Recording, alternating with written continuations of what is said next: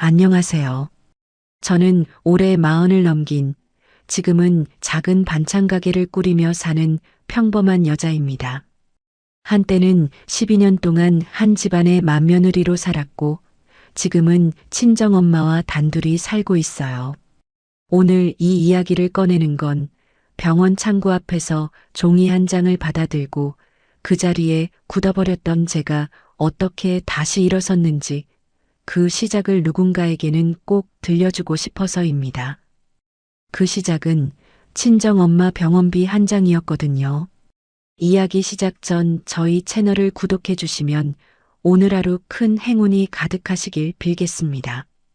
오늘 이야기 시작합니다. 그날 저는 원무과 창구 앞에 서 있었습니다. 유리창 너머로 직원이 종이 한 장을 밀어 넣어줬는데 누적 입원비가 300만 원이라고 찍혀 있더라고요. 그 숫자를 보는 순간 손끝이 차가워졌습니다. 접지도 못하고 가방에 넣지도 못하고 그냥 두 손으로 든 채로 한참을 서 있었어요. 뒷사람이 저기요, 좀 비켜주세요. 하고 부를 때까지 제가 줄을 막고 서 있는 줄도 몰랐습니다. 병실로 올라가니 엄마는 침대에 누워 손등에 링거줄을 꽂은 채 천장을 보고 있었습니다. 그런데 제가 들어서자마자 엄마 눈이 향한 건 제 얼굴이 아니라 제 손에 들린 그 봉투였어요. 미경아, 그거 많이 나왔지? 엄마, 그건 내가 알아서 할게. 밥부터 좀 먹자. 저는 회사에서 반차를 내고 달려온 옷차림 그대로 머리맡에 놓인 죽 그릇부터 치웠습니다. 절반도 못 비운 죽은 이미 굳어 있었고 약봉지는 날짜별로 가지런히 묶여 있었어요. 엄마는 아파도 약봉지 하나를 그렇게 반듯하게 모아두는 사람이었습니다. 간호사가 다음 검사 일정을 일러주고 나가자 엄마는 제 소매를 슬그머니 잡았습니다. 미경아, 엄마 그냥 집에 가면 안 되겠니? 이러다 너 진짜 큰일 난다. 엄마가 왜 돈 걱정을 해? 지금은 몸만 생각해. 병원이 뭐 대단한 데라고. 약만 타서 집에서 먹으면 되지. 사위한테도 미안해서 얼굴을 못 들겠다. 저는 웃었습니다. 엄마 앞에서는 늘 웃었어요. 그런데 웃으면서 휴대폰을 켜고 메모장에 손가락을 옮기고 있었습니다. 남은 적금이 얼마인지, 카드 한도가 얼마나 남았는지, 월급날이 며칠인지, 엄마 손을 쓰다듬는 손과 숫자를 적는 손이 따로 노는 그 느낌. 그게 그렇게 서글프더라고요. 그날 저녁 집에 돌아왔습니다. 남편은 식탁에 앉아 휴대폰만 보고 있었어요. 시켜놓은 배달 음식은 뚜껑도 안 연 채 그대로였습니다. 저는 가방을 내려놓기도 전에 하루 종일 입속에서 굴리던 말을 조심스럽게 꺼냈습니다. 여보, 나 이번 한 번만 부탁할게. 또 돈 얘기야? 엄마 병원비가 300만 원 나왔어. 적금 깨면 절반은 되는데 나머지는 우리 같이 좀 감당하면 안 될까? 정말 이번 한 번만.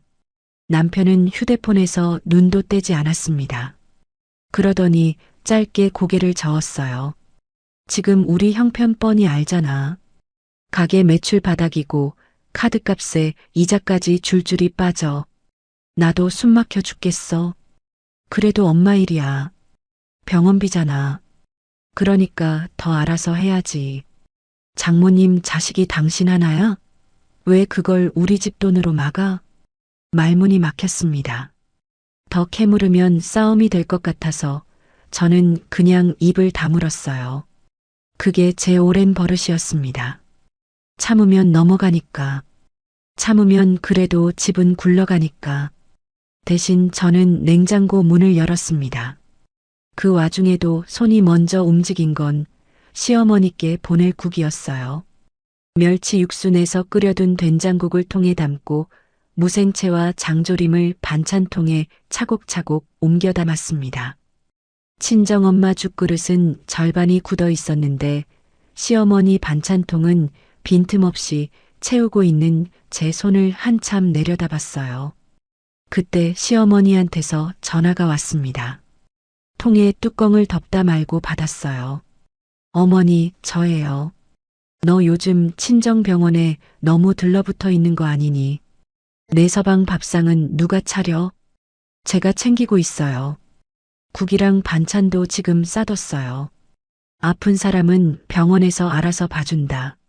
네가 거기 붙어 앉아 있으면 없던 병도 낫니? 시집 온 여자가 친정에 그렇게 정신 팔리면 못 써. 수화기 너머로 그 말을 듣는데 손에 든 국통이 점점 무거워지는 것 같았습니다. 아픈 사람은 병원에서 알아서 돌본다 그 말이 어쩌면 그렇게 가볍게 나오는지. 제 엄마는 반찬값 아끼겠다고 병원밥을 물에 말아 드시는데 말이죠. 네, 어머니. 제가 알아서 할게요. 저는 그날도 그렇게 대답했습니다.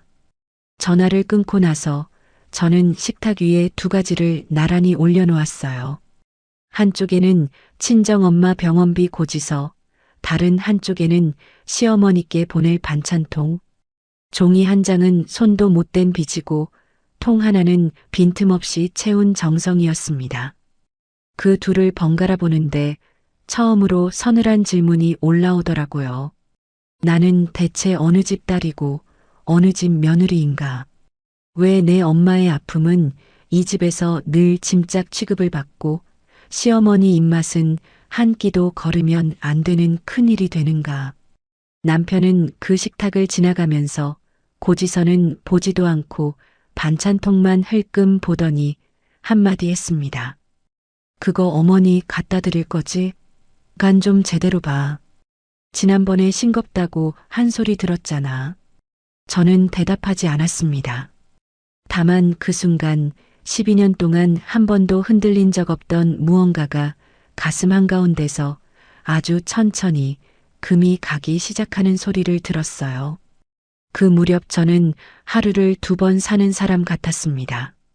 새벽엔 병원 딸이었고, 낮엔 회사 직원이었고, 저녁엔 그 집 며느리였어요. 그런데 그 세 가지 중에 제일 눈치를 봐야 하는 게 어느 쪽이었는지 아세요? 정작 제 핏줄인 친정 쪽이었습니다. 그날도 출근 전에 병원부터 들렀어요.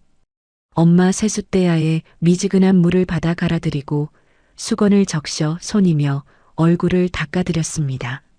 환자복 소매가 졌길래 제 옷소매로 마저 훔쳤어요. 엄마는 잠결에도 벌써 가니? 너 밥은 먹었어? 엄마는 괜찮으니까 너부터 챙겨. 하면서 제 손을 놓지 못했습니다. 그 손을 떼어내고 병원을 나와 회사 화장실에서 젖은 소매를 손 말리는 바람에 갖다 대고 한참 말렸습니다. 그렇게라도 안 하면 책상에 앉아 일이 손에 안 잡혔거든요. 점심시간이 됐습니다. 엄마한테 보낼 죽을 사러 나가려는데 휴대폰이 울렸어요. 남편이었습니다. 나가는 김에 어머니 전복죽도 하나 사와. 요즘 입맛 없다고 하시잖아. 당신이 그런 건 좀 알아서 챙겨. 저는 병원 근처 죽집에 들러 엄마 흰죽 하나, 시어머니 전복죽 하나를 샀습니다. 흰죽은 제일 싼 거였고 전복죽은 그 가게에서 제일 비싼 거였어요. 그걸 양손에 나눠 들고 나오는데 어쩐지 두 봉지의 무게가 똑같지가 않더라고요. 병원 복도 벤치에 앉아 편의점 김밥으로 끼니를 때웠습니다. 엄마 죽 때우는 동안 김밥 두 줄을 입에 우겨 넣었어요. 그러고는 결제 내역을 확인하려고 휴대폰을 켰습니다. 시어머니 전복죽 값, 엄마 간병용 물티슈 값, 환자용 빨대컵 값. 그게 전부 부부 공동생활비 통장에 연결된 가족카드로 빠져나가 있었어요. 같은 카드였습니다. 그런데 시어머니 입에 들어가는 죽이랑 엄마 손등 닦는 물티슈가 같은 통장에서 나갔다는 게 그날따라 이상하게 마음에 걸렸어요. 저녁에 집에 들어가니 시어머니가 거실 소파에 앉아 계셨습니다. 제가 사다 드린 전복죽 뚜껑을 열어 한 숟갈 떠보더니 인상을 쓰셨어요. 이게 전복죽이니 맹물죽이니 간이 왜 이렇게 싱거워? 며느리가 사오는 것도 참 성의가 없다. 옆에서 남편이 거들었습니다. 어머니 입맛 더 떨어지면 어쩌려고 그래. 여보, 다음부턴 한우 장조림이라도 같이 해드려. 그 정도는 해야 드시지. 저는 싱크대 앞에서 손을 멈췄습니다. 한우 장조림. 그 말을 듣는데 낮에 엄마가 했던 말이 같이 떠올랐어요. 병원밥 반찬이 짜다고 그냥 밥을 물에 말아서 김치 한 조각으로 드셨다는 말. 반찬값이 아까워서가 아니라 딸 살림에 한 푼이라도 보탬이 될까 싶어서요.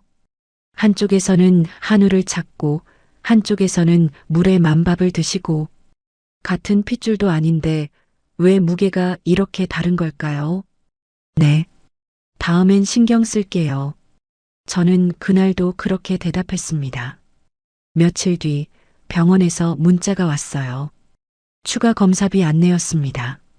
액수를 보고 회사 계단참으로 나가 사람 없는 틈에 적금 해지 상담 전화를 걸었어요. 상담원이 중도 해지하면 이자가 거의 없다고 정말 해지하시겠냐고 2번이나 물었습니다. 네, 해주세요. 그 말 한마디 하는데 목이 메더라고요. 같은 시간에 남편은 어땠는지 아세요?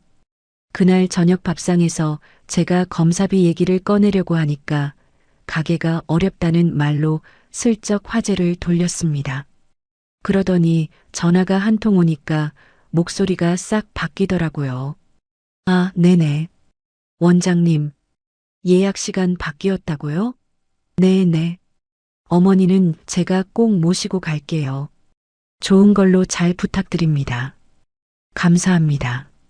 병원비 얘기엔 한숨부터 쉬던 사람이 무슨 예약 전화에는 그렇게 다정할 수가 없었어요. 통화하는 그 사람 휴대폰 화면에 병원 이름이 떴는데 백년암 방병원이라고 적혀 있었습니다. 그때는 그냥 시어머니 건강검진이나 받으시나 보다 하고 넘겼어요. 그게 뭘 의미하는지 그땐 정말 몰랐거든요. 알았더라면 그 화면을 더 똑똑히 봐뒀을 텐데요. 그날 밤이었습니다. 잠이 안 와서 휴대폰을 만지작거리는데 친척 단체방에 알림이 떴어요. 시어머니가 올린 글이었습니다. 우리 며느리가 요즘 친정병원에 아주 살다시피 해요. 시댁은 뒷전이고 아들 밥은 누가 챙기는지 원. 시집 왔으면 어디가 자기 집인지 알아야지. 그 밑으로 친척들이 하나둘 댓글을 달기 시작했습니다. 요즘 며느리들이 다 그렇지 뭐. 그래도 시댁이 먼저지. 친정만 챙기면 쓰나. 화면 불빛이 어두운 방을 비추는데 손이 부들부들 떨렸어요. 그런데 이상하죠. 그날 저는 울지 않았습니다. 예전 같으면 입을 뒤집어 쓰고 혼자 사귀었을 텐데 그날은 손가락이 다른 데로 움직였어요. 그 글을 천천히 캡처했습니다. 1장, 2장, 댓글까지 빠짐없이요. 그리고 사진첩 맨 구석에 폴더를 하나 만들어 조용히 넣어뒀습니다. 왜 그랬는지는 저도 잘 몰랐어요. 그냥 언젠가 이게 필요할 것 같았습니다. 억울하면 울던 사람이 그날 처음으로 우는 대신 저장을 했어요. 그게 시작이었다는 걸 그때는 저도 미처 몰랐습니다. 사람이 무너지는 데는 큰일이 필요한 게 아니더라고요. 저는 통장 하나 때문에 병원 화장실 칸에 쪼그려 앉아 한참을 울었습니다. 그것도 제가 가진 통장이 아니라 엄마가 숨겨둔 통장 하나 때문에요. 그날은 엄마 병실에 새 환자가 들어오는 날이었습니다. 침대 사이에 커튼을 치고 엄마 짐을 한쪽으로 옮겨야 했어요. 낡은 속옷 가방을 정리하는데 안주머니에서 뭔가 딱딱한 게 만져졌습니다. 꺼내보니 색이 다 바랜 통장이었어요. 겉면에 엄마 글씨로 뭐라고 적힌 봉투에 쌓여 있었습니다. 엄마, 이 통장 뭐야? 엄마가 잠깐 멈칫하더니 별거 아니라는 듯 손을 저었어요. 아이고, 그거 아무것도 아니다. 돈도 얼마 없어. 그냥 넣어둬. 통장을 펴봤습니다. 제가 시집가던 해부터 엄마가 몇만 원씩, 10만 원씩 야금야금 모은 돈이 200만 원 남아 있었어요. 봉투 겉면엔 이렇게 적혀 있었습니다. 우리 미경이 정말 힘들 때 보태라고. 입금 날짜를 보니 명절 다음 날, 제 생일 다음 날, 그런 날짜들이었습니다. 엄마는 저한테 용돈 받으면 그걸 안 쓰고 도로 모으고 있었던 거예요. 딸한테 받은 돈을 딸 힘들 때 주려고요. 저는 통장을 들고 화장실로 갔습니다. 칸 안에 들어가 문을 잠그고 통장을 가슴에 끌어안고 소리를 죽여 울었어요. 변기 물 내리는 소리에 울음을 섞어가면서요. 엄마는 자기 병원비 300만 원도 못 내서 통원하겠다는 사람이 딸 줄 200만 원은 손도 안 대고 품고 있었던 겁니다. 그 마음이 너무 사무쳐서 한참을 못 나왔어요. 그러고는 세수를 하고 아무 일 없었다는 듯 물수건을 새로 갈아서 병실로 들어갔습니다. 엄마 앞에서는 또 웃었어요. 그 통장 얘기는 꺼내지도 않았습니다. 꺼내면 엄마가 더 미안해할 테니까요. 회사 사정도 점점 빠듯해졌습니다. 반차를 연달아 쓰니까 팀장이 저를 조용히 부르더라고요. 미경 씨, 사정은 알아요. 그런데 계속 이렇게는 힘들 것 같아요. 업무 조정 한번 생각해봐요. 미경 씨도 버텨야 하니까요. 면목이 없어서 고개를 못 들었습니다. 그때 옆자리 동료가 다가와 슬쩍 말을 건넸어요. 차분하고 일똑 부러지게 하는 사람이었습니다. 미경 씨, 필요한 서류 있으면 나한테 말해요. 혼자 다 안고 있지 말고요. 내가 도울 수 있는 건 도울게요. 그 말이 어찌나 고맙던지. 정작 한 집에 사는 남편은 한 번도 안 해준 말을 회사 동료가 해주더라고요. 그날 저녁 집에 들어가니 남편이 또 손을 벌렸습니다. 여보, 가게 재료비 밀렸어. 이번 달 생활비 좀 더 넣어. 나도 더는 못 버텨. 여보, 나 엄마 병원비 때문에 적금까지 깼어. 진짜 더는 없어. 말이 끝나기도 전에 부엌에서 시어머니가 나오셨어요. 마침 와 계셨던 모양입니다. 식탁에 앉아 숟가락을 탁 내려놓더니 그러시더라고요. 아니, 며느리가 친정일에 빠져서 남편 사업 발목을 잡아?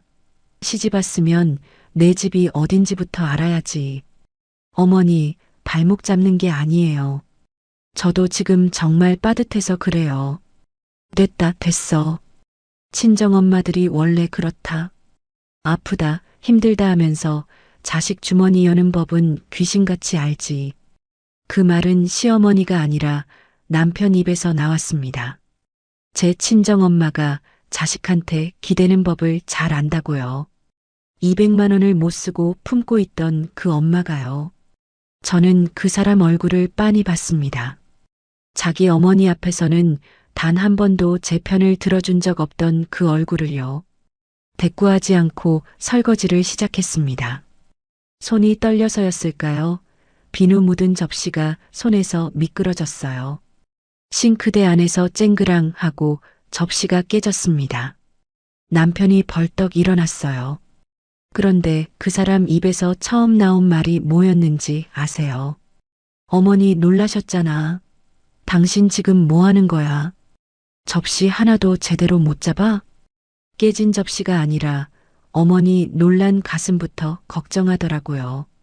시어머니는 혀를 끌끌 차면서 한마디 보탰습니다. 봐라, 저 성질. 며느리가 갈수록 사나워지네. 저러다 집안일 한번 크게 내겠어. 저는 아무 말도 하지 않았습니다. 깨진 접시 조각을 하나하나 주워서 신문지에 싸서 봉투에 담았어요. 손가락 끝이 살짝 베었는데 피가 나는 줄도 몰랐습니다. 조각을 줍는 동안 머릿속에 또렷하게 새겨지는 게 있었어요. 이 집에서 내 엄마의 아픔은 늘 민폐였구나. 깨진 접시 하나에도 어머니 가슴이 먼저인 집에서 내 엄마 병원비 300만 원은 처음부터 낄 자리가 없었구나. 봉투 입구를 단단히 접어 묶으면서 저는 그 안에 깨진 접시만 담은 게 아니었습니다. 12년 동안 참아온 무언가의 마지막 조각도 같이 담아 묻고 있었어요. 저는 그날을 평생 못 잊을 겁니다. 같은 카드에서 빠져나간 두 숫자를 같은 날 밤에 마주한 그날을요.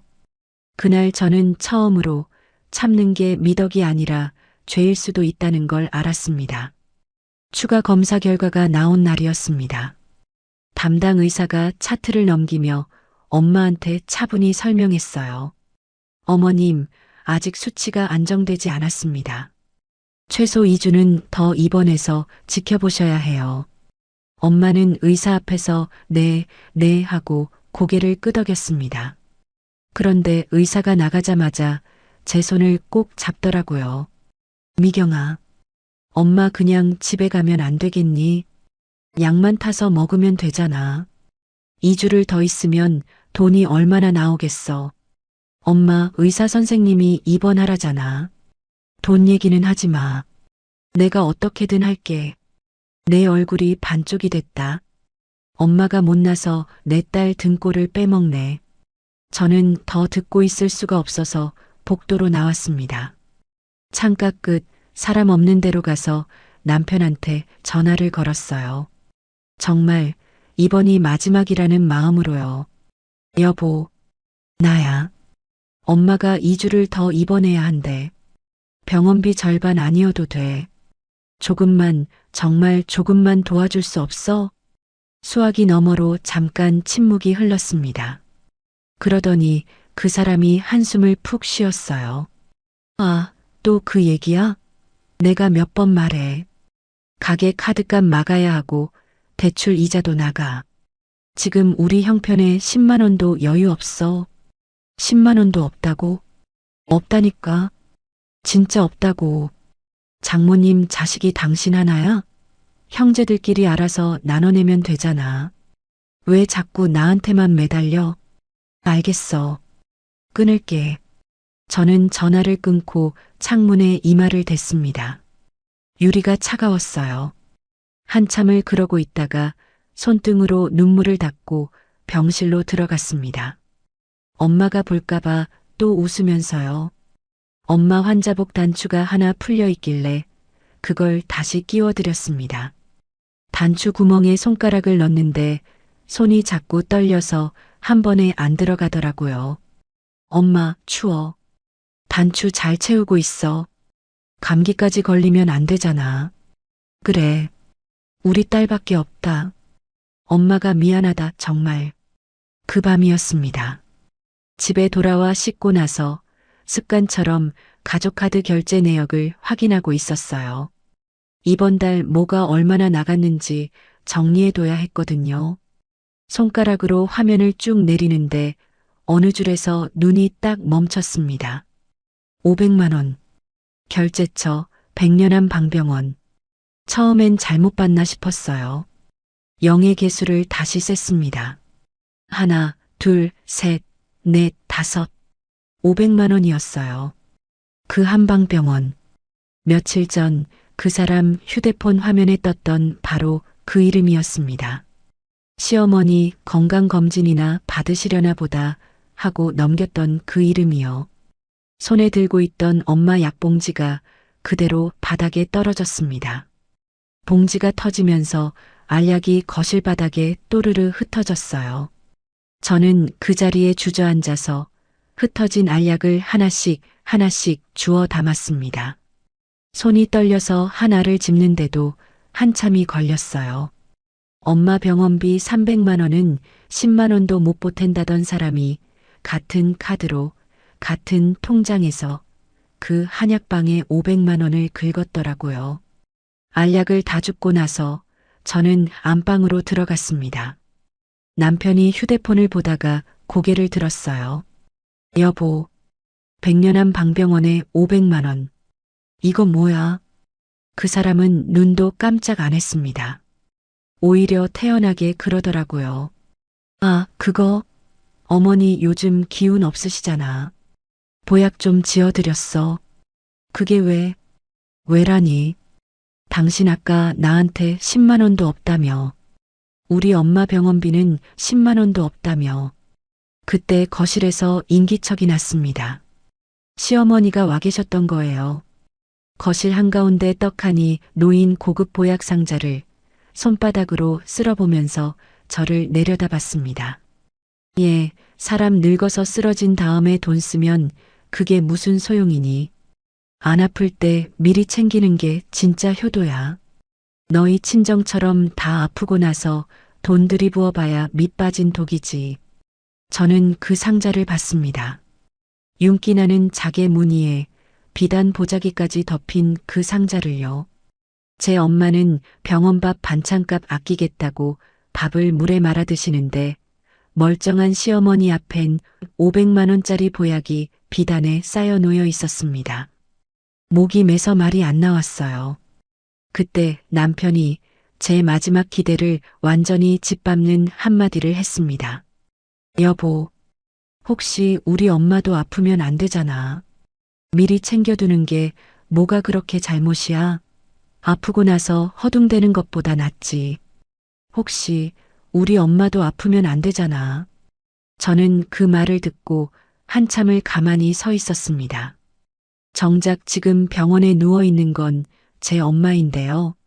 아프지도 않은 자기 엄마는 미리 챙겨야 하고 진짜 아파서 누운 제 엄마는 통원이나 하라는 거였어요. 그 사람한테 가족이라는 울타리 안에 저와 제 엄마는 처음부터 없었던 겁니다. 저는 그 자리에서 아무 소리도 지르지 않았습니다. 울지도 않았어요. 다만 손에 들고 있던 엄마 약봉지를 꼭 쥐었습니다. 봉지가 구겨지도록요. 그리고 속으로 조용히 아주 또렷하게 한 가지를 정했습니다. 이 집에서 내가 더 채워 넣을 정성은 이제 단 한 통도 남지 않았다고요. 12년이라는 세월이 무너지는 데는 종이 2장이면 충분했습니다. 한 장은 비단에 쌓인 보약값 영수증이었고 다른 한 장은 물의 만밥으로 버틴 엄마의 병원비 고지서였어요. 저는 그 2장을 식탁에 나란히 펴놓고 그 사이의 거리를 한참 들여다봤습니다. 거실에선 시어머니가 보약 상자를 또 쓰다듬고 있었어요. 제가 2종이를 펴놓은 걸 보더니 콧방귀를 뀌더라고요. 뭘 그렇게 큰일 난 것처럼 펴놓고 봐.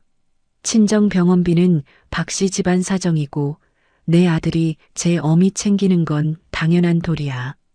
그걸 어디다 갖다 비교해? 어머니, 같은 통장에서 나간 돈이에요. 제 월급이 들어가는 통장이요. 그래서 며느리 월급은 이 집 살림에 보태는 게 맞지 친정에 퍼나르려고 버는 거였니? 사람이 시집을 왔으면 분수를 알아야지. 옆에 있던 남편도 목소리를 높였습니다. 여보, 진짜 너무한다. 그깟 돈 때문에 어머니한테 대드는 거야? 내가 장모님 병원비까지 다 책임져야 해? 사위가 무슨 현금 인출기야? 저는 그 말에 대꾸하지 않았습니다. 대들 힘도 따질 마음도 그날은 이상하게 들지 않았어요.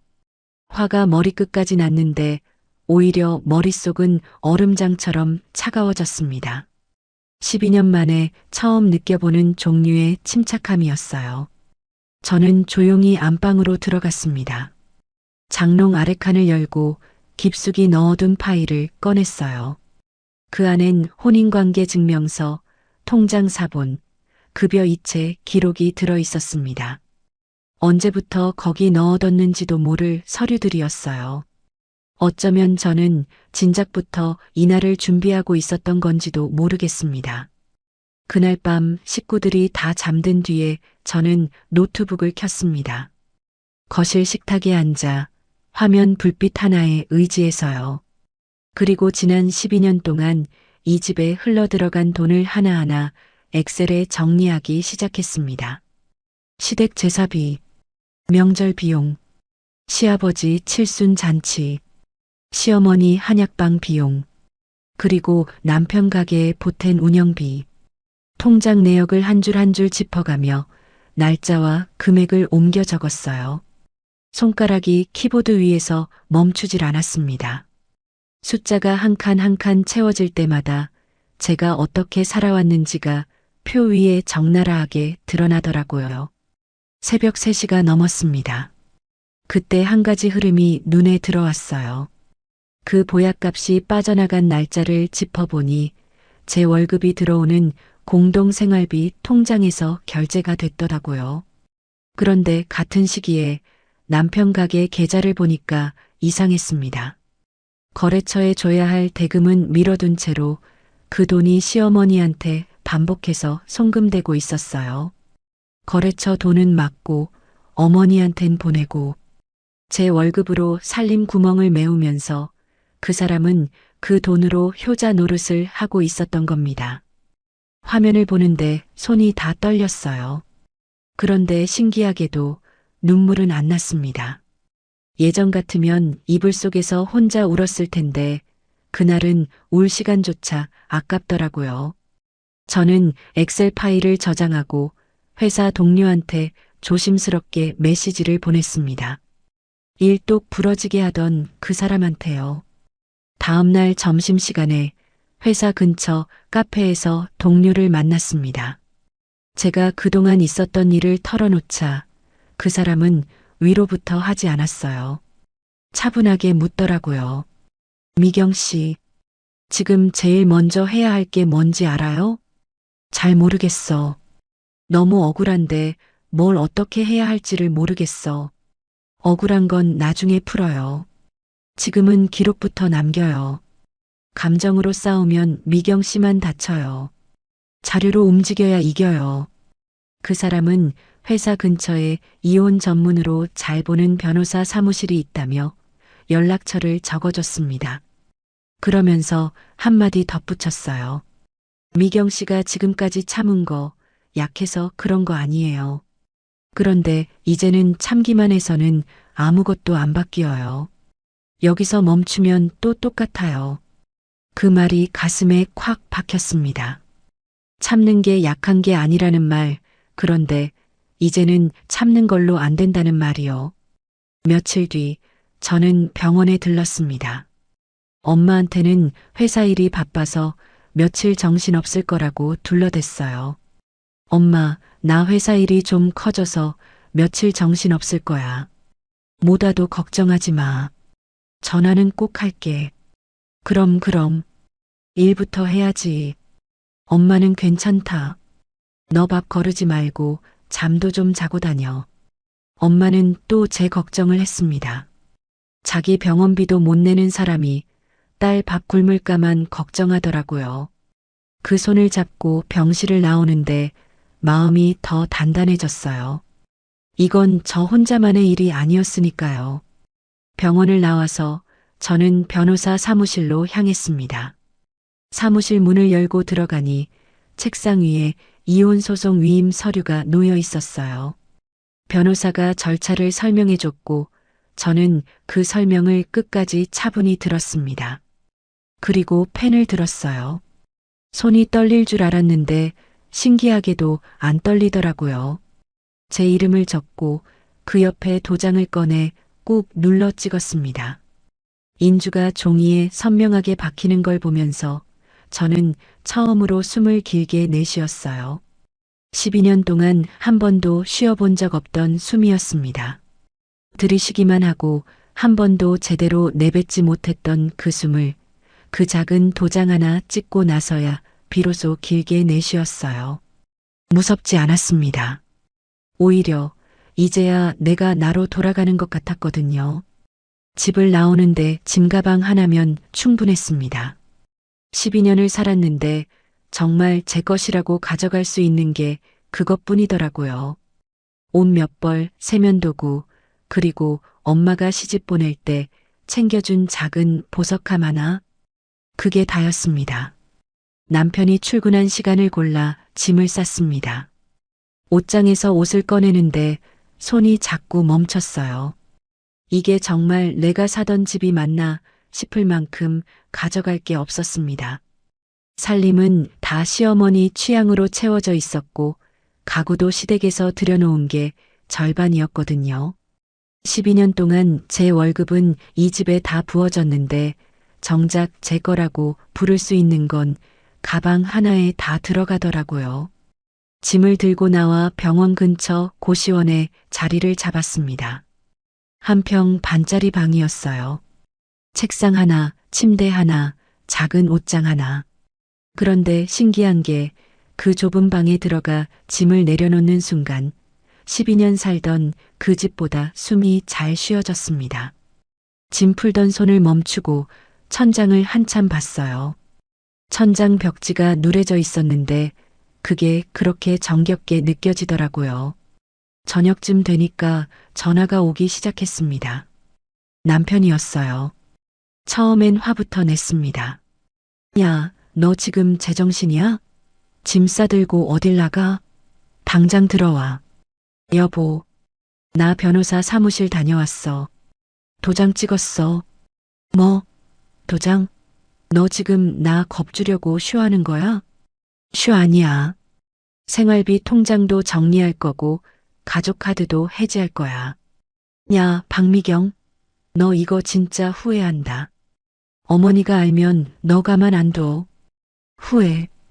그 말이 우스웠습니다. 12년 참고 산 게 후회였지.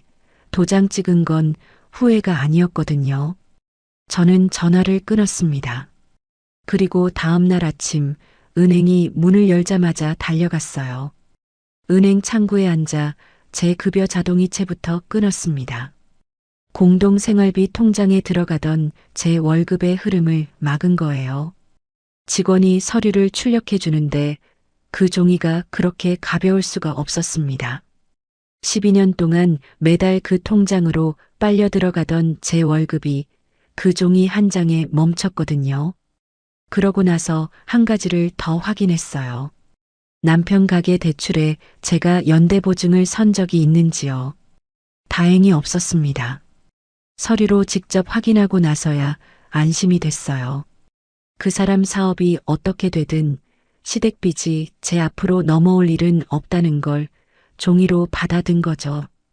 은행을 나오는데 또 전화가 울렸어요. 이번엔 시어머니였습니다. 받을까 말까 하다가 받았어요. 대신 통화 녹음 버튼을 먼저 눌렀습니다.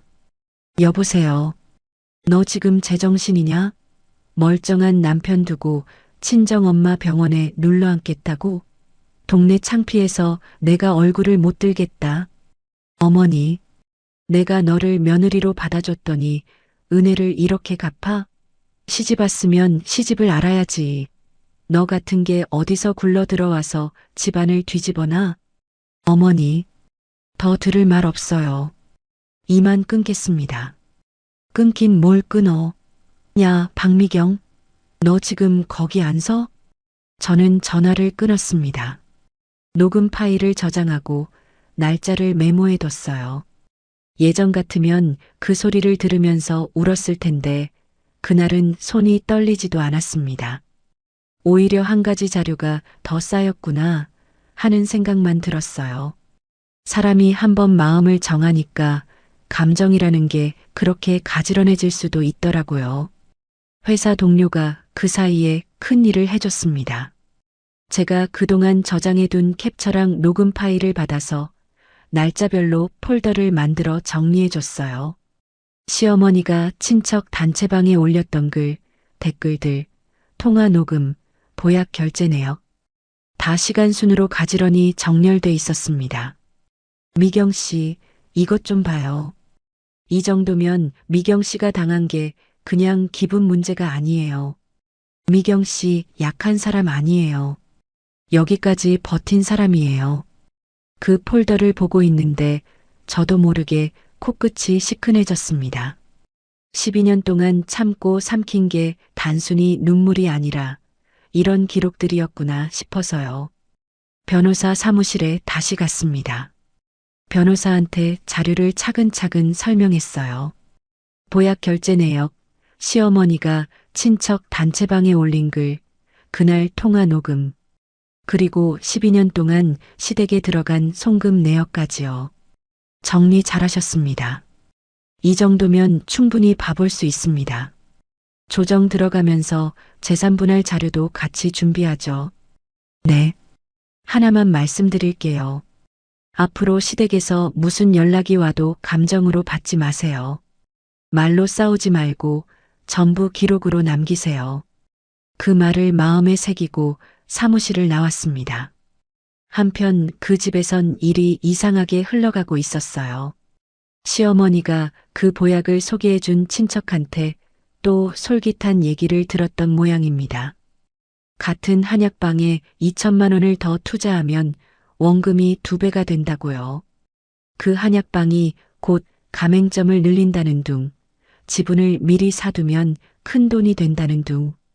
시어머니는 그 말을 듣고 눈이 뒤집혔던 모양이에요. 남편을 들들 볶기 시작했답니다. 남편은 가게 운영비가 모자라 거래처 결제도 못 맡고 있었어요. 그런데도 어머니 체면을 세우겠다고 거래처에 줘야 할 대금을 또 밀어가면서 그 돈 일부를 친척이 권한 보약 투자 쪽으로 돌렸습니다. 한 구멍을 막으려고 2개를 더 뚫는 격이었어요. 저는 고시원 책상 앞에 앉아 그 소식을 풍문으로 전해 들었습니다. 예전 같으면 뜯어 말렸을 거예요. 12년 동안 그 사람 가게 구멍을 메워온 사람이 저였으니까요. 그런데 그날은 책상에 놓인 변호사 명함을 한번 쓸어보고는 그냥 휴대폰을 엎어뒀습니다. 이제 그 집 구멍은 그 집 사람들이 메울 차례였습니다. 사람 일이라는 게 참 신기합니다. 12년 동안 그렇게 단단해 보이던 집이 며느리 하나 빠지니까 일주일 만에 금이 가기 시작했어요. 제가 짐을 싸들고 나온 지 딱 일주일째 되는 날이었습니다. 그날 낮에 거래처 사람들이 가게 앞으로 몰려갔다는 소식이 들어왔습니다. 재료상 사장이 가게 문을 두드리며 소리를 질렀대요. 이 사장, 대금이 2달째 밀렸어. 오늘 안 넣으면 우리도 더는 못 넣어줘. 형님, 제발 조금만요. 이번 한 번만 더 기다려주세요. 다음 주에는 꼭 맞겠습니다. 다음 주? 그 말만 몇 번째야. 거래처 돈은 밀려놓고 어머니 보약값으로 비싼 한약방 다닌다는 소문은 다 났어. 가게 앞에서 그렇게 소란이 한 차례 일었답니다. 동네 사람들이 다 구경하는 앞에서요. 어머니 체면 세우려고 거래처 결제를 미뤄왔던 게 결국 어머니 체면이 동네 한복판에서 무너지는 그림이 된 거죠. 저는 그 시간에 병원 복도에 있었습니다. 엄마 재활치료 일정을 간호사실에서 확인하고 다음 주 물리치료 시간표를 휴대폰에 옮겨 적고 있었어요. 그때부터 휴대폰이 울리기 시작했습니다. 진동이 어찌나 길게 이어지던지 손목 위에서 떨림이 멈추질 않았어요. 화면을 슬쩍 보니 그 사람이었습니다. 받지 않았습니다. 한 번도요. 진동이 멈췄다 싶으면 또 울리고 잠잠해졌다 싶으면 또 울리고 그 사이에 시어머니 번호로도 몇 통이 왔어요. 저는 휴대폰을 그냥 뒤집어 놓고 엄마 약 봉투에 다음 주 복용 시간을 매직으로 천천히 적었습니다. 오전 8시 점심 먹고 자기 전에 꼭 드시기. 엄마 약 봉투에 한 글자 한 글자 또박또박 적는데 등 뒤에서 휴대폰이 또 떨리더라고요. 신경도 안 갔습니다. 나중에 확인해 보니 그날 하루에만 그 사람한테서 전화가 37통이 와 있었어요. 12년 동안 단 한 번도 그렇게 절박하게 저를 찾은 적 없던 사람이 가게 구멍이 터지니까 그제야 제 번호를 그렇게 눌러대고 있었던 겁니다. 며칠이 더 지나자 시어머니 쪽에서도 일이 터졌어요. 그 보약 투자 권한 친척이 갑자기 연락이 끊겼답니다. 처음엔 바쁜가 보다 했는데 한약방에 가봐도 점장이 모르는 사람이라고 하고 건강식품 매장도 제 사람이 들어와 있더라는 거예요. 시어머니가 그제야 사색이 됐답니다. 며느리한테 호통치던 분이 그 친척한테 전화를 걸어 사정하는 목소리가 동네까지 들렸다더라고요. 여보세요? 형님? 저예요, 저. 그 돈 말이에요. 우리 돈 어디 갔어요? 네. 왜 말을 안 해요? 형님, 형님, 전화 끊지 마세요. 전화기 너머는 신호음만 길게 울리더랍니다. 시어머니는 그 자리에 주저앉아 한참을 못 일어났대요. 가게 쪽도 사정이 더 나빠졌습니다. 재료상 사장이 더는 못 기다린다며 거래를 끊었어요. 다른 거래처들도 줄줄이 발을 빼기 시작했고요. 그 사람은 한 군데 막으려고 다른 데 돈을 돌리고 그걸 또 막으려고 또 다른 데 손을 벌리고 결국 가게는 자물쇠가 채워졌습니다. 시어머니는 그 와중에도 친척 단체방에 글을 한 줄 더 올렸어요. 우리 며느리가 친정일에 정신 팔려서 가게 돈까지 들고 나갔답니다. 이래서 며느리는 처음부터 잘 드려야 해요. 그 글이 올라온 게 오전이었습니다. 캡처를 받은 게 오후였어요. 회사 동료가 누구보다 빨리 그 글을 잡아서 저장해 줬거든요. 미경 씨, 또 올렸어요. 이번엔 가게 돈까지 들고 나갔다고 썼어요. 이건 그냥 넘기면 안 돼요. 저는 그 캡처를 받자마자 변호사한테 보냈습니다. 메시지에 한 줄만 적었어요. 이번 것까지 명예훼손 자료에 추가해 주세요. 변호사한테서 답이 왔습니다. 확인했습니다. 잘 보내주셨어요. 시어머님 쪽으로 내용 증명 발송 준비하겠습니다. 며칠 뒤 시댁집으로 변호사 명의의 내용 증명이 도착했답니다. 봉투를 받아든 시어머니가 그 자리에서 봉투를 뜯었다가 글자를 다 읽지도 못하고 거실 바닥에 주저앉았다는 얘기를 들었어요. 12년 동안 며느리 흠잡는 데는 일가견이 있던 분이 그 종이 한 장에 다리에 힘이 풀렸다고요. 보약 상자도 그날만큼은 손으로 쓸어보지 못했답니다. 남편 쪽도 결국 무너졌습니다. 그 사람은 가게 정리를 하면서 통장을 다시 들여다봤다는데 그제야 자기 사업이 누구 돈으로 굴러왔는지가 보였답니다. 거래처에 줘야 할 돈을 미루고 어머니 한약방에 보내고 그 빈자리를 제 월급으로 메워온 흐름이 통장에 고스란히 찍혀 있었으니까요. 12년치 송금 내역을 그 사람은 이제 와서야 한 줄 한 줄 읽고 있었던 겁니다. 저는 조정기일을 앞두고 책상 위에 봉투 3개를 펴놓았어요. 한 봉투엔 친정엄마 병원비 영수증과 통원 치료 기록, 한 봉투엔 시댁으로 나간 12년치 송금 자료, 한 봉투엔 시어머니가 친척 단체방에 올린 헛소문 캡처와 통화 녹음 목록이 들어 있었습니다. 봉투 3개를 가지런히 정렬해 놓고 보는데 마음이 묘하더라고요. 화도 안 났고 통쾌하지도 않았어요. 그냥 이제는 끝낼 수 있겠구나 하는 차분함만 있었습니다. 병원에 들렀더니 엄마가 그 봉투를 보고 또 자책을 했습니다. 미경아, 저게 다 뭐니? 엄마 때문에 내 인생이 이렇게 된 것 같아서 내가 죄인이다. 엄마가 베개로 얼굴을 가리고 우셨어요. 저는 그 베개를 살며시 내려놓고 엄마 손을 잡았습니다. 엄마, 나 엄마 때문에 무너진 거 아니야. 엄마 때문에 깨어난 거야. 그게 무슨 말이니? 엄마는 너한테 짐만 됐는데. 아니야. 엄마가 그 200만 원 통장 품고 있어준 덕분에 내가 정신 차렸어. 그 사람들이 나를 어떻게 대했는지 이제야 똑똑히 보였어. 엄마는 나한테 짐이 아니야.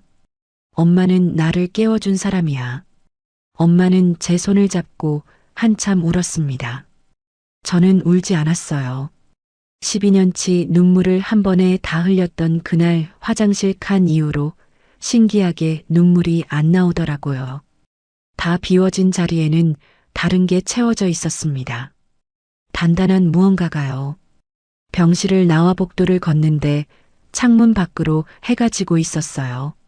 12년 만에 처음으로 해가 지는 풍경이 무섭지 않다는 걸 그때 알았습니다. 해가 지면 또 떠오를 거라는 것도요. 수개월이 지났습니다. 그동안 저는 매일같이 변호사 사무실과 병원과 고시원을 오갔어요. 봉투 3개에 담은 자료는 점점 두꺼워졌고 그만큼 제 어깨에서는 무게가 하나씩 빠져나갔습니다. 사람이 짐을 내려놓는데도 이렇게 오래 걸리는구나. 그걸 그때 알았어요. 조정기일이 잡힌 날, 저는 새벽부터 일어났습니다. 거울 앞에 서서 머리를 단정히 빗고 평소엔 잘 안 입던 짙은 색 정장을 꺼내 입었어요. 12년 만에 처음으로 그 사람들 앞에 며느리가 아닌 모습으로 서는 날이었습니다. 조정실 문을 열고 들어가니 그 사람과 시어머니가 먼저 와 있었어요. 두 사람 다 얼굴이 반쪽이 돼 있었습니다. 그 사람은 양복을 입고 왔는데 어깨가 축 처져 있었고 시어머니는 그 화려하던 분이 화장기 하나 없이 손수건만 만지고 있었어요. 조정위원이 절차를 설명한 뒤 재산분할 얘기가 나오자 그 사람이 먼저 입을 열었습니다. 가게가 지금 완전히 주저앉았습니다. 정리할 재산도 거의 없어요. 미경이가 그래도 12년 산 정으로 조금만 양보해줬으면 합니다. 저는 가져온 서류 가방에서 봉투를 하나씩 꺼냈습니다. 책상 위에 가지런히 펴놓는데 그 사람 시선이 봉투 위에서 떨리는 게 보이더라고요. 조정위원님, 제가 준비한 자료를 먼저 보셔야 할 것 같습니다. 저는 첫 번째 봉투를 열었어요. 그동안 시댁에 흘러들어간 돈의 흐름이 날짜별로 정리된 표였습니다. 한 장 한 장 위원 앞에 내려놓으면서 차분히 설명했어요. 결혼 첫 해부터 지금까지 시댁 제사비, 명절 비용, 시아버님 칠순 잔치, 시어머님 한약방 비용까지 정리했습니다. 전부 제 월급이 들어가는 통장에서 빠져나간 내역입니다. 같은 시기에 남편 가게 계좌에서는 거래처 대금이 밀린 채 시어머님께 반복 송금됐고요. 그 사람이 고개를 들지 못했습니다. 시어머니가 옆에서 끼어들었어요. 아니, 그건 다 가족끼리 도운 거지. 며느리가 그런 걸 장부처럼 따지면 어떡하니. 이게 무슨 집안 망신이야. 그러자 변호사가 두 번째 봉투를 열었습니다. 어머님, 집안 망신이라는 말은 이 자료를 보고 나서 다시 하시는 게 좋겠습니다. 친척 단체방 캡처가 차례로 책상 위에 놓였어요. 시어머니가 며느리를 두고 올린 글, 댓글, 그리고 가게 사정을 며느리 탓으로 돌린 마지막 글까지요. 변호사가 그 옆에 통화 녹음 파일 목록을 정리한 종이를 놓으면서 또박또박 말했습니다. 허위사실 적시에 의한 명예훼손, 그리고 통화 내용 일부는 모욕죄 검토 대상입니다. 이 자료를 조정 자리에서 먼저 꺼낸 건 별도 형사 절차로 바로 넘기기 전 마지막 기회를 드리는 겁니다. 시어머니 얼굴이 하얗게 질렸어요. 화려한 손수건만 만지작거리던 손이 그 자리에 멈추더라고요. 그분은 그날 처음으로 제 앞에서 말을 잃었습니다. 그 사람은 마지막으로 한마디를 짜냈어요. 미경아, 내가 진짜 잘못했다. 장모님 병원비, 이제라도 내가 어떻게든 보탤게. 그러니까 우리 여기서 이렇게까지는 하지 말자. 저는 그 사람 얼굴을 똑바로 봤습니다. 손이 떨리지도 않았고 목소리가 흔들리지도 않았어요. 여보, 그날 당신이 그랬지.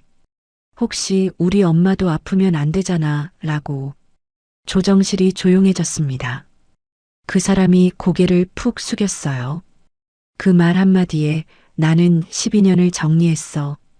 이제 와서 보태겠다는 그 돈으로 다시 내 아내 자리를 사려고 하지 마. 그 자리는 그날 끝났어. 변호사가 마지막 봉투를 열면서 정리를 했습니다.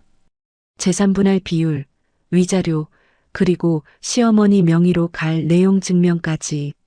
조정위원이 모든 자료를 검토한 뒤 양측에 서명을 권했어요. 저는 펜을 들고 깔끔하게 서명했습니다. 그 사람은 한참을 망설이다가 결국 떨리는 손으로 자기 이름을 적었어요. 조정실을 나오는데 시어머니가 제 팔을 잡으려고 손을 뻗었습니다. 저는 그 손을 피하지도 맞잡지도 않고 그냥 한 발 옆으로 비켰어요. 그분의 손이 허공에서 멈추는 걸 보면서 저는 처음으로 그분 앞에서 고개를 숙이지 않고 걸어 나왔습니다. 그 뒤로 시댁은 친척들 사이에서도 입을 다물게 됐어요. 보약 투자 사기 얘기가 동네에 다 퍼졌고 가게 부도 소식도 더는 숨길 수 없었습니다. 시어머니가 그렇게 퍼뜨리던 헛소문은 결국 자기 집안의 탐욕을 드러내는 증거로 돌아갔어요. 며느리 흠잡는 데 쓰던 그 입이 자기 명예를 깎는 칼날이 됐던 겁니다. 저는 재산분할금으로 가장 먼저 엄마 병원비를 정리했습니다. 원무가 창구 앞에 다시 섰는데 처음 그 자리에서 종이 한 장을 들고 굳어있던 제 모습이 떠오르더라고요. 직원에게 카드를 내미는 손이 그때와는 다르게 떨리지 않았어요. 보호자님, 완납 처리됐습니다. 이제 미납금은 없습니다. 그 한마디를 듣는데 가슴 한가운데가 뜨거워졌습니다. 한동안 못 흘리던 눈물이 그제야 한 방울 떨어졌어요. 엄마는 한 달쯤 더 입원해 재활을 마치고 퇴원하셨습니다. 퇴원 날 저는 엄마 짐가방을 직접 들고 병원 로비를 걸어 나왔어요. 처음 병원비 고지서를 들고 무너졌던 그 로비를 이번엔 엄마 손을 잡고 천천히 걸어 나오는데 마음이 묘했습니다. 엄마, 이제 우리 집에 가자. 그래, 우리 딸. 이제 집에 가자. 엄마가 병실 창가에서 잠깐 멈추더니 제 손을 꼭 잡으셨어요. 미경아, 엄마 때문에 네가 이혼까지 한 것 같아서 미안하다. 엄마가 내 인생의 짐이 된 것 같아. 엄마, 그런 말 다시는 하지 마. 나 이제야 사람답게 사는 거야. 12년을 남의 집 며느리로 버틴 것보다 엄마 딸로 사는 내일이 나한텐 훨씬 귀해. 엄마가 제 손등을 한참 쓰다듬으셨습니다. 그 손이 따뜻했어요. 저는 재산분할금 일부를 미천 삼아 동네 어귀에 작은 반찬 가게를 냈습니다. 가게 이름은 엄마 손 반찬으로 정했어요. 엄마의 정갈한 손맛이 미천이었으니까요. 엄마는 처음엔 손님 앞에 서는 걸 부끄러워하셨는데 단골이 하나둘 늘어나면서 점점 환해지셨어요.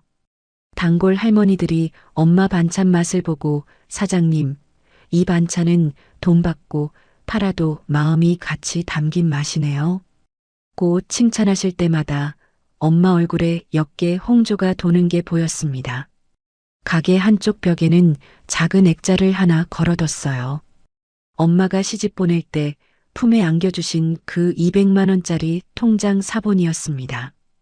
봉투에 적힌 엄마 글씨, 우리 미경이 정말 힘들 때 보태라고라는 그 글자를 그대로요. 손님들은 그게 뭔지 모르고 그냥 지나가지만 저랑 엄마는 그 액자를 볼 때마다 서로 눈빛이 마주칩니다. 그 눈빛이 우리 모녀의 가장 단단한 자본이에요. 가끔 그 사람한테서 메시지가 옵니다. 처음엔 미안하다는 말이었고, 그 다음엔 어머니 안부 부탁한다는 말이었고, 나중엔 한 번만 만나달라는 말이었어요. 저는 그걸 다 읽지 않고 보관함으로 넘깁니다. 답장도 하지 않아요. 답장할 마음 자체가 없거든요. 그 집에 더 보탤 효도도, 더 바칠 체면도, 더 채워 넣을 정성도 이제 제겐 단 한 통도 남아있지 않습니다. 12년치 정성을 통에 담아 보내던 그 손은 이제 엄마의 반찬을 통해 담아 손님께 건네는 손이 됐어요. 가게 문을 닫고 엄마와 작은 전셋집으로 돌아가는 저녁, 골목 어귀에 가로등이 켜집니다. 엄마는 반찬 가게에서 그날 못 답한 무생채를 한 통 들고 제 옆을 따라 걸으세요. 저는 엄마 팔짱을 끼고 천천히 그 골목을 함께 걸어 들어갑니다. 남의 집 며느리로 참고 살았던 12년보다 친정 엄마의 딸로 당당히 살아가는 오늘 하루가 더 귀하다는 걸. 저는 이 골목을 걸으며 매일 다시 배웁니다. 그게 제 이야기의 끝이자 새로운 시작이에요. 들어주셔서 정말 감사합니다. 인생 톡톡 시청자 여러분, 참는 게 효도이고 참는 게 며느리의 도리라고 누가 그러던가요? 정작 제 부모 아픈 자리 앞에서 지갑을 닫는 사람은 다른 자리에서도 결국 지갑을 닫더라고요. 사람은 한번 보여준 모습이 진짜입니다. 한 번 참으면 두 번 참게 되고 두 번 참으면 평생을 참게 됩니다. 우리 어머니, 우리 자신 늦었다고 생각될 때가 가장 빠를 때입니다. 오늘 하루도 누군가의 며느리가 아니라 그저 당신 자신으로 살아가시길 바랍니다. 이야기를 끝까지 들어주셨다면 잘 들었다고 댓글 하나만 남겨주세요. 구독과 좋아요를 눌러주시는 모든 분들이 행복하시길 기원합니다. 오늘 함께 해주셔서 정말 감사합니다.